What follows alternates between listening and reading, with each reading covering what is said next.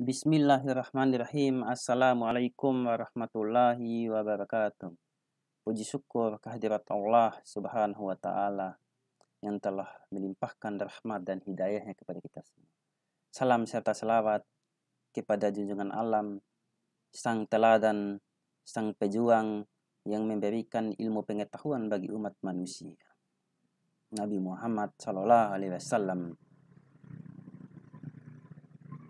Kembali pada kesempatan kali ini bertemu lagi dengan Bapak dengan materi integrasi nasional. Semoga kalian berada dalam lindungan Allah Subhanahu wa Ta'ala dan semoga sehat selalu. Amin ya rabbal alamin. Sebelum kita membicarakan lebih jauh bagaimana mengupas terkait dengan integrasi nasional, maka terlebih dahulu bagaimana kita memahami konsep dasar berkaitan dengan integrasi nasional.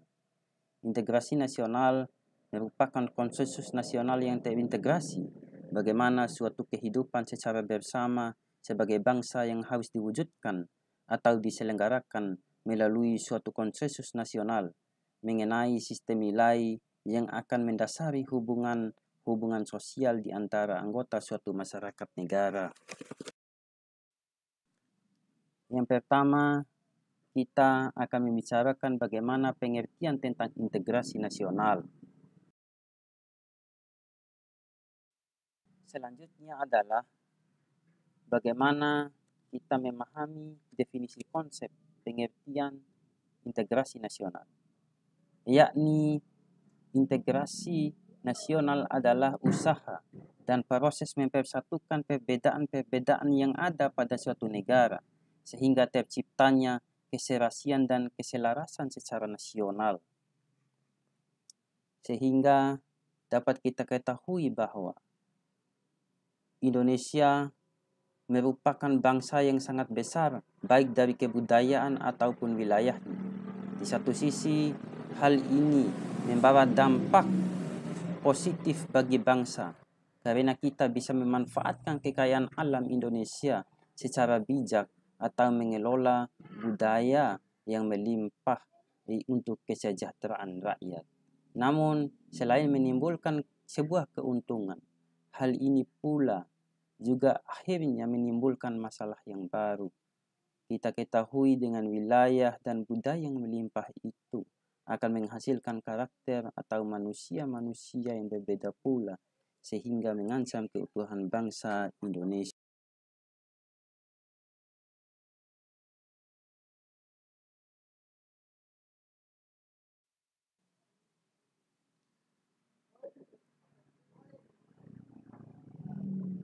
Selanjutnya, bagaimana kita berbicara terkait dengan faktor pendorong integrasi nasional. Hal ini menjadi bukti bahwa faktor pendorong integrasi nasional yang pertama adanya rasa yang senasib dan seperjuangan. Hal ini memberikan penjelasan normatif bahwa yang diakibatkan oleh faktor-faktor sejarah Indonesia telah mengalami sejarah yang kelam di masa lalu, terutama zaman di mana Indonesia dijajah oleh bangsa lain selama bertahun-tahun. Dapat kita ketahui misalnya 17 Agustus 1945, sejarah kemerdekaan Indonesia, perjuangan yang dilakukan oleh setiap elemen bangsa untuk memperoleh kemerdekaan itu bukanlah suatu sifat yang main-main. Yang kedua adalah adanya ideologi nasional. Hal ini memberikan penjelasan bahwa Pancasila merupakan ideologi bangsa secara nasional, akan tidak dapat digantikan oleh ideologi manapun. Walaupun Indonesia terdiri dari banyak kepercayaan, arti penting dan fungsi Pancasila sebagai pandangan hidup bangsa Indonesia tidak bisa terlepas dari kehidupan sehari-hari masyarakat. Pemaknaan ideologi nasional yaitu Pancasila, yaitu dilakukan melalui mengimplementasi nilai-nilai Pancasila dalam kehidupan sehari-hari dalam rangka mendorong mewujudnya integrasi nasional. Adanya sikap tekad dan keinginan untuk kembali bersatu, itu poin yang ketiga. Hal ini memberikan penjelasan bahwa perbedaan dan kemajemukan di Indonesia bukanlah salah satu alasan untuk dijadikan faktor penyebab konflik sosial yang terjadi di kalangan masyarakat. Justru perbedaan inilah yang membuat masyarakat Indonesia mempunyai keinginan untuk mempersatukan perbedaan di dalam satu kesatuan bangsa yang utuh. Selanjutnya, yang terakhir, yang keempat adalah adanya ancaman dari luar. Hal ini memberikan penjelasan bahwa Indonesia sudah merdeka selama 71 tahun. Tetapi bukan tidak mungkin ancaman dari luar itu masuk ke Indonesia. Ancaman-ancaman dari luar di era globalisasi sekarang ini tidak dapat diartikan sebagai ancaman yang menjajah. Tetapi pada masa sekarang ini, ancaman yang datang dari luar itu adalah ancaman yang merongrong bagaimana menghambat lajunya pembangunan. Oleh karenanya, untuk mengantisipasi hal demikian, kita harus merawat modernitas integrasi nasional ini sebagai lapisan masyarakat untuk selanjutnya adalah kita membicarakan berkaitan dengan bagaimana faktor pendukung integrasi nasional. Hal ini pada poin pertama memberikan penjelasan bahwa penggunaan bahasa Indonesia adalah bahasa pemersatu bangsa Indonesia, yaitu bahasa pemersatu bangsa Indonesia. Jika melihat sejarahnya, hal ini telah dikumandangkan sejak digelorkan Sumpah Pemuda pada tanggal 28 Oktober 1928 yang berbunyi, "Kami putra dan putri Indonesia menjunjung tinggi bahasa pemersatu, bahasa persatuan Indonesia." Dengan semangat para pemuda tersebut, maka disepakati bahasa Indonesia adalah bahasa pemersatu tanpa memandang perbedaan di dalamnya. Yang kedua adalah semangat persatuan serta kesatuan di dalam anak bangsa. Hal ini memberikan penjelasan bahwa kesadaran dan persatuan perlu dimunculkan dalam semangat persatuan dan kesatuan. Hal ini diperlukan untuk menjalin rasa kekeluargaan, persahabatan dan sikap saling tolong-menolong antar sesama, dan bersikap nasionalisme, serta menjalin rasa kemanusiaan yang memiliki sikap dan toleransi, serta keharmonisan untuk hidup secara berdampingan. Yang ketiga adalah adanya kepribadian dan pandangan hidup kebangsaan yang sama, yakni Pancasila. Hal ini memberikan penjelasan bahwa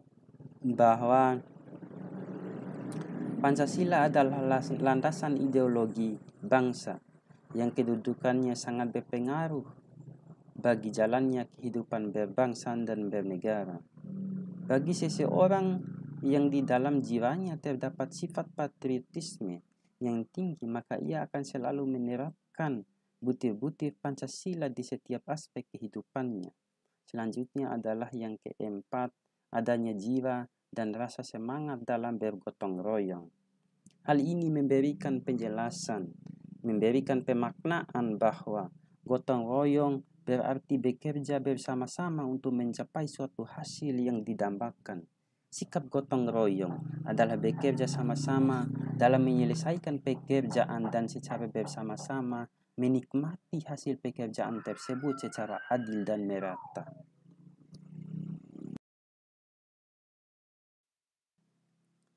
Selanjutnya adalah kita akan membicarakan berkaitan dengan bagaimana faktor penghambat integrasi nasional. Yang pertama adalah kurangnya penghargaan terhadap kemajemukan.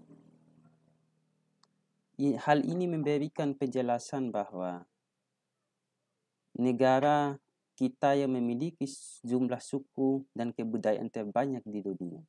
Namun sayangnya ada beberapa pandangan masyarakat terhadap pemerintah tentang keberagaman ini. Ada beberapa kemajemukan yang terdapat di dalam masyarakat yang kurang diperhatikan oleh pemerintah, terutama yang berkaitan dengan kebudayaan setempat. Kurangnya penghargaan terhadap kemajemukan yang dilakukan oleh pemerintah maupun masyarakat Indonesia. Hal ini dapat berpengaruh terhadap masalah-masalah di kemudian hari.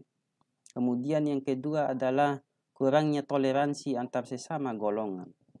Ini memberikan pemaknaan atau penjelasan bahwa kurangnya toleransi terhadap keberagaman dan kemajemukan yang ada di masyarakat menjadi salah satu penyebab konflik sosial. Ini adalah sebuah dampak yang sangat berpengaruh pada konteks kehidupan bermasyarakat dalam membangun integrasi nasional.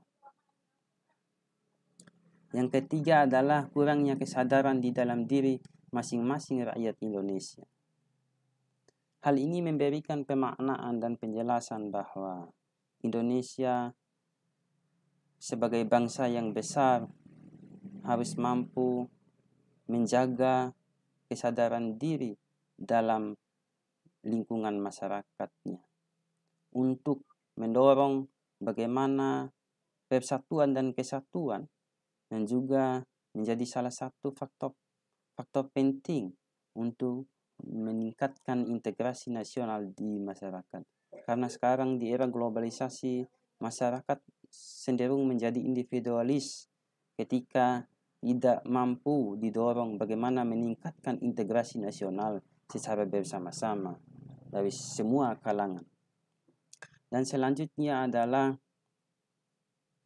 kita akan membicarakan pada poin 4 adalah adanya sikap ketidakpuasan terhadap ketimpangan dan ketidakmerataan pembangunan. Hal ini memberikan penjelasan dan pemaknaan bahwa dengan diberlakukannya otonomi daerah, maka sebagian wewenang dan tanggung jawab pemerintah pusat telah dilimpahkan kepada pemerintah daerah. Dengan begitu akan semakin nampak ketimpangan baik sosial maupun ekonomi antar daerah. Untuk menyimbangkan ketimpangan tersebut, diperlukan kesadaran diri akan rasa keadilan sosial yang merata di berbagai daerah di Indonesia.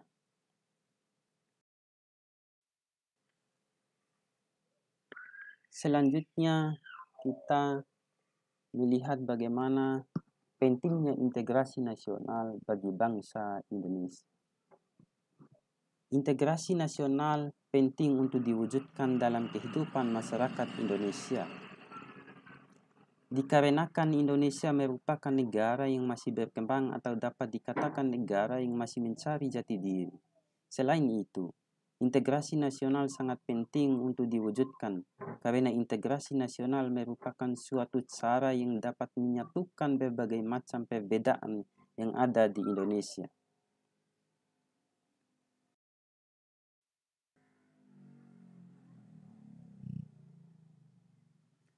Selanjutnya adalah kita akan membicarakan bagaimana terkait dengan pluralitas masyarakat Indonesia. Arti pluralitas yaitu keberagaman atau kemajemukan. Dalam konteks keberagaman dan kemajemukan, bangsa Indonesia mendorong tumbuhnya persatuan dan kesatuan. Hal ini agar terciptanya pluralitas dalam agama menjadi menghargai perbedaan antar beragama. Mendorong pluralitas dalam budaya, menghargai perbedaan budaya dari Sabang sampai Merauke. Pluralitas dalam suku bangsa, menghargai budaya suku bangsa dari Sabang sampai Merauke. Hal inilah yang menjadi poin penting dalam membangun pluralitas keberagaman dalam masyarakat Indonesia agar terciptanya suasana yang kondusif bagi bangsa Indonesia di tengah-tengah kehidupan Selanjutnya yaitu kita berbicara terkait dengan strategi integrasi. Yang pertama, integrasi nasional, artinya merangkul, merawat, dan melindungi. Hal ini dapat kita ketahui bahwa integrasi nasional itu merupakan penyatuan bagian-bagian yang berbeda dari suatu masyarakat menjadi suatu keseluruhan yang lebih utuh atau memadukan masyarakat kecil yang banyak jumlahnya menjadi suatu bangsa. Masalah integrasi nasional di Indonesia sangat kompleks dan multidimensional. Hal inilah yang kemudian kita harus merawat dan menjaganya. Kasus yang muncul misalnya kita ketahui bahwa penduduk pribumi dan minoritas kaum etnis Tionghoa di Indonesia dalam masa pemerintahan Orde Baru cenderung membedakan dua kelompok etnis, kaum minoritas. Jika untuk penduduk pribumi, pemerintah memberlakukan kebijakan penyatuan untuk kaum minoritas, maka hal ini menjadi kebijakan asimilasi dari setiap faktor yang dibentuk. Kaum minoritas diharuskan untuk meninggalkan identitas Tionghoanya dan digantikan dengan identitas pribuminya. Dan dilarang menggunakan bahasa Mandarin, tetapi harus menggunakan bahasa Indonesia. Inilah yang kemudian penjiwaan integrasi nasional sebagai bangsa Indonesia agar terciptanya kondisi nasional yang dianggap nasionalis dalam merawat keberagaman semua bangsa untuk meningkatkan dan mendorong pengembangan strategi nasional. Selanjutnya adalah sekian dan terima kasih. Bapak tutup pertemuan kali ini dengan mengucapkan billahi fi sabilil haq fastabiqul khairat. Wassalamualaikum warahmatullahi wabarakatuh. Thank you.